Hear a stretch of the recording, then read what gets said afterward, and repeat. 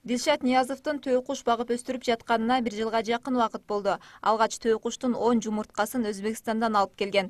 Жумурткаларды инкубацияда кармап 2 айга жакын убакытта 10 жумуртканын 8-инен балапан чыгара алган.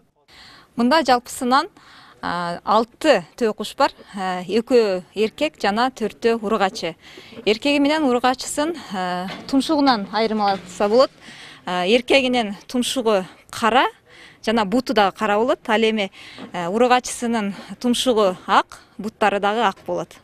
Бул төө куштардын жумурткадан чыкканына азыр 10 ай болуп калды. Алгачкы 1 жумасында өзгөчө кароону, мамилени талап кылаарын айткан чарбагер балапандар жетилгенче витаминдүү салаттарды жасап бергенин эстейт. Азырынча жумуртка берүүгө даяр эмес төө куштарды кийинки жазга чыгарып алса, пайдасын көрүп баштайм дейт. Ана сентябрдан бери бакып келяппыз го азыр.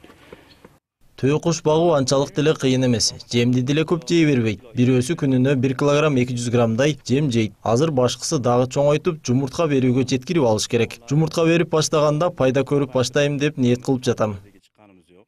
Төө куштун жумурткасынын 2 түрү болот. Жөжө чыгаруучу жумурткасынын бир данасы 200 АКШ доллары турат. Ал эми жөжө чыкпай турганы 1200дөн 1,5 сомго чейин сатылат.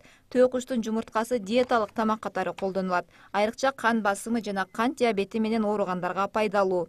18 айдан кийин тукумга кирер экен булар. Булар 18 айда жетилип, бирөөсү 1 жылда 70-75ке жакын жумуртка берет экен. Жөжө чыга турган жумуртка мына менин колумдагысы. Сырты одуракай болот экен. Ал эми жөжө чыкпай турганы сыйда келет экен. 2 түрүн тең жесе болот.